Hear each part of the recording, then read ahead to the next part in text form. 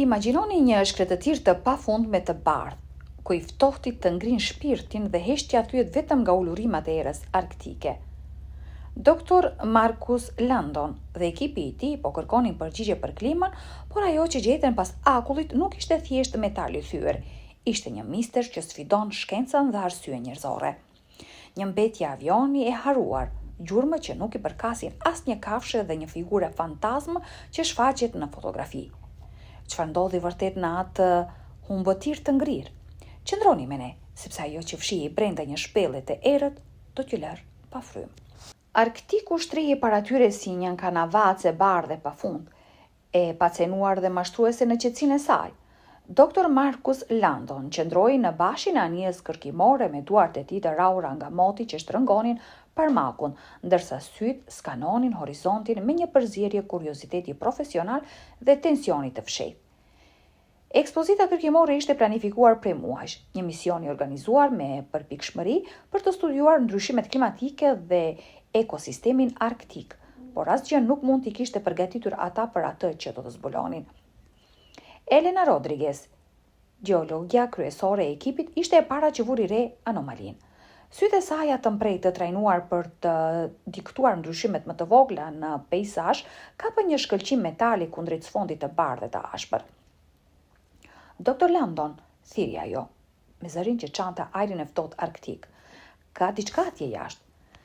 Në fillim ekipi e hodhi poshtë si një truk të dritës. Arktiku ishte i njohur për iluzionet e tij optike, mirazhe që mund të shndronin peizazhet në një mbretëri vezulluese dhe mashtruese. Por ndërsa u afruan realiteti u bë i pamohueshëm. Rënojat e një avioni shtriheshin të shpërndara mbi akull. Korniza e tij metalike e përdredhur bënte një kontrast të fortë me bardhësinë e virgjër që e rrethonte. Ekipi i Dr. Landon ishte një grup profesional i zgjedhur me kujdes.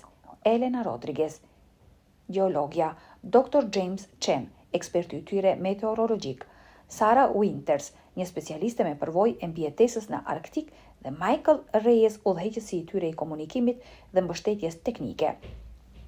Çdo antar solli ekspertizë unike, por tani ata ishin të bashkuar nga një ndjenjë përbashkët intrige dhe shqetësimi në rritje. Do të afrohemi në mënyrë sistematike, njoftoi Dr. Landon me zërin e tij të qetë, por autoritar. Michael, mbaje komunikimin nga anija. Elena, James, Sara, ju jeni me mua. Ekipi u nda në dy grupe, ndërsa Michael mbeti në anijen kërkimore, duke monitoruar përparimin e tyre dhe duke mbajtur linjat e komunikimit. Dr. Landon udhëhoqi ekipin toksor drejt vendit të rrëzimit. Akulli kërciste nënçizmet e tyre të specializuara të ekspeditës, çdo hap i kujdesshëm dhe i llogaritur. Ndërsa afroheshin, prëmasat e shkatrimit u bën gjithnjë e më të dukshme. Tregu i avionit ishte i shqyer, lëkura e tij metalike ishte bërë recka si letër.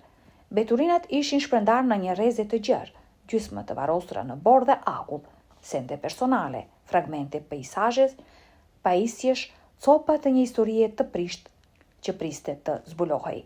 Zëri i Michaelit kërciti përmes pajisjeve të tyre të komunikimit. Pritni, ndërhyrja i papritur.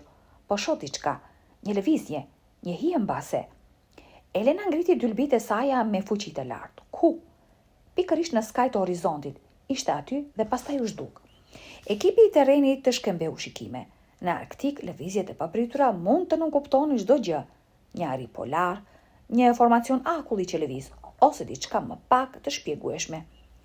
Ajo që i shqetësoi vërtet ishin detajet e çuditshme rreth vendit të rrëzimit, shenjat e veçanta të gërvishtura në borë, jo tamam gjurmë, jo tamam formacione natyrore. Ato dukeshin pothuajse të qëllimshme, megjithatë nuk shfaqej asnjë model i qartë. Sara, me përvojën e saj të gjerë në Arktik, u ndjej jashtëzakonisht e habitur. Këto nuk janë gjurmë kafshësh, murmuriti ajo, duke ulur për të ekzaminuar shenjat më nga afër. Dhe nuk janë as nga mbeturinat e rrëzimit. James Chen, duke dokumentuar gjithçka me përpikshmëri, shkrepi qindra fotografi. Por ishte një imazh i veçantë që më vonë do të bëhej burim diskutimi dhe spekulimesh intensive. Një antar i ekipit, më saktë Elena, pa dashje kishte kapur diçka të jashtëzakonshme, një figurë të zbek të bardhë që duke sikur dilte nga rënojat e dukshme në një fotografi, por e munguar në të tjerat. Dr. Landon, gjithmonë racionalist shkencor, ishte skeptik. Anomalit të fotografike janë të zakonshme në kushte ekstreme të dritës, shpjegoi ai, megjithëse edhe ai nuk mund ta hidhte poshtë plotësisht natyrën shqetësuese të imazhit. Ndërsa era shtoi, duke sjell premtimin e një stuhie arktike që po afroi, ekipi e dinte se duhej të punonte shpejt. Çdo moment të vlente në këtë mjedis të pranishëm, ku natyra mund të transformohej nga e qeta në të dhunshme, të rrezikshme në pak minuta. Era e Arktikut fishkullonte në për peizazhet e shkret. Pas zbulimit fillestar të rënojave të avionit, vendosshmëria e grupit për të zbuluar të vërtetën digjej më fort se kur. Elena Rodriguez katalogoi me kujdes sendet personale të shpërndara. Shikoni këtë, thiri ajo, duke mbajtur lart një fletore pjesërisht të ruajtur, faqet e së cilës ishin të thyeshme dhe të mbuluara me ngric. Dr. Landon ekzaminoi një ekran komunikimi të plasaritur që kishin rikuperuar. Mesazhi i fundit: "Po zbresim në të panjohurën." I shkaptoi një rënqethje në shtyllën kurrizore. "Kjo mund të jetë kthesa jon," tha Michael, duke nxjerrë me kujdes kutinë e zezë të avionit nga rënojat. Ndërsa punonin, një atmosferë shqetësuese zbriti mbi ekip. Tingujt rënqethës filluan të bënin një hon nëpër akull, një pshërëtitje ulët, pothuajse e padallueshme, që dukej sikur vinte nga kudo dhe nga asgjë kundi në të njëjtën kohë. Dora e Sarës instinktivisht lëvizi drejt thikës së mbijetesës në ripin e saj. "E dëgjoni këtë?" Përshpëriti ajo. Elena tregoi një sër gjurmësh të freskëta që largoheshin nga vendi i rrëzimit. "Këto nuk janë gjurmë kafshësh," vëriti ajo. "Janë shumë të qëllimshme." Dr. Landon vendosi: "Le t'i ndjekim." Gjurmët i çuan në hyrjen e një shpellë të errët, të fshehur pjesërisht nga porrat dhe akulli. Brenda shpellës zbuloi shenja të papritura të banimit njerëzor, mbetje të vendeve të gatimit, sende të shpërndara dhe shtretër të improvizuar. "Kjo nuk ka kuptim," murmuriti Michael. "Kush mund të mbijetonte këtu jashtë?" Ndjenja se po vëzhgoheshin u bë intensive. Papritur, një zhurmë e thellë ndaloi. Para se të mund të reagonin, ata u gjendën ballë për ballë me një nën ari polar dhe këlyshët e saj. Predatori masiv qëndronte mes tyre dhe daljes së shpellës. Koha u ngrin. Sara reagoi e para. Askush të mos lëviz. Lëvizjet të ngadalta të kontrolluara duhet të tërhiqemi. Me saktësi të llogaritur, ekipi filloi të tërhiqej duke mbajtur kontaktin me syt me ariun masiv. Ata arritën të dilnin nga shpella me një ndjenjë lehtësimi dhe tmerri kolektiv.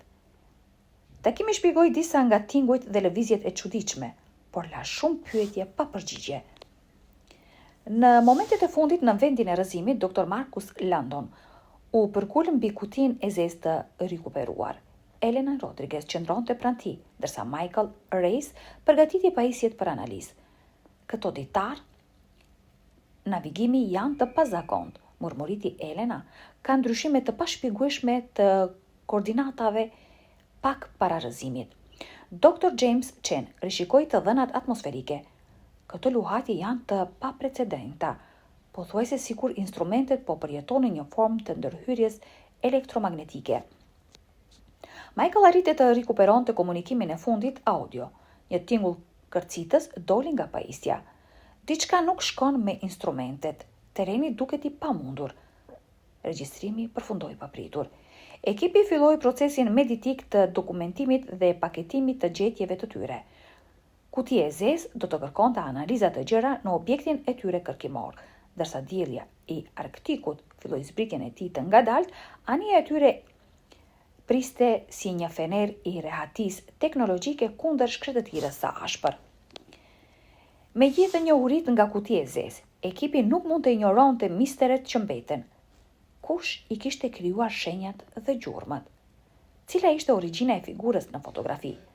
Ata u larguan me përgjigje, por edhe me enigma. Kishin zbuluar fatin tragjik të avionit të humbur, por kishin fituar edhe një respekt të ri për mjedisin e pamëshirshëm të Arktikut. Në fund, rënoja qëndruan si një monument i heshtur ndaj forcave të paparashikueshme të natyrës, dhe ekipi u largua nga Arktiku me realizimin rënqethës së disa mistereve që janë ende të destinuara të mbeten të pasgjidhura. Nëse ju pëlqeu kjo histori prekse dhe befasuese, ju ftojmë të na lini një koment duke shprehur mendimin tuaj. Nëse dëshironi të vazhdoni të shihoni histori frymëzuese si kjo, abonoheni në kanalin ton ose shikoni videot e tjera të shfaqura në fund të ekranit. Faleminderit për bashkëpunimin tuaj.